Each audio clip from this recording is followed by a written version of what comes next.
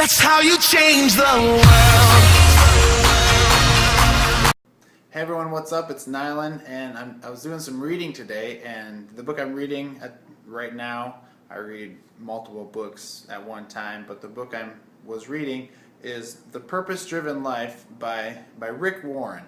And there was a line, or a couple lines in there that really, kind of hit me, and it made a lot of sense to me. So I'm going to read them to you, and then I'll talk about a little bit about it. Longing for the ideal while criticizing the real is evidence of immaturity. On the other hand, settling for the real without striving for the ideal is complacency. Maturity is living with tension.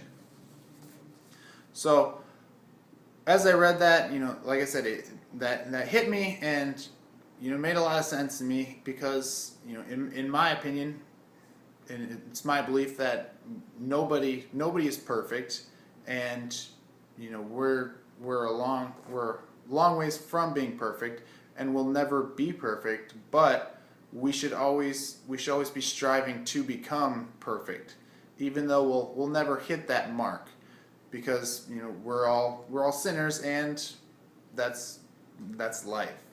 Then that's once we understand that we're sinners, we're not perfect, and we have a lot of work to do to become the people that we should be in Christ-like, then we can understand and be mature, and we'll be able to accept more people, and just be able to understand that there's people that have different backgrounds than us, and different scenarios that they've been through. So that's where the maturity comes into, and living. It says maturity is living with tension.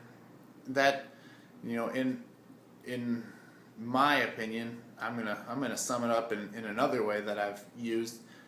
It's called embracing the suck, because in life, there's always challenges. There's always going to be things that you're not going to want to do, and they're going to suck. But if you embrace it, if you embrace the challenges and the tension in life, then you can continue to learn and grow, because you'll accept the different possibilities that come with those challenges and the tensions. So as you're moving forward and continuing to grow and learn and become better, that we need to just embrace the differences that we have with each other, and always strive to become the ideal person, and live in the ideal society, and have the ideal family.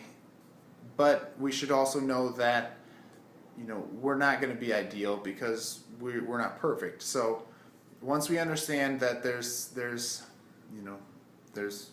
a big gap between being perfect and striving for perfect, or being perfect and being where we are today, then we'll be able to be more mature and work towards that goal of being perfect. So until next time, continue to work to be perfect, and keep owning your life.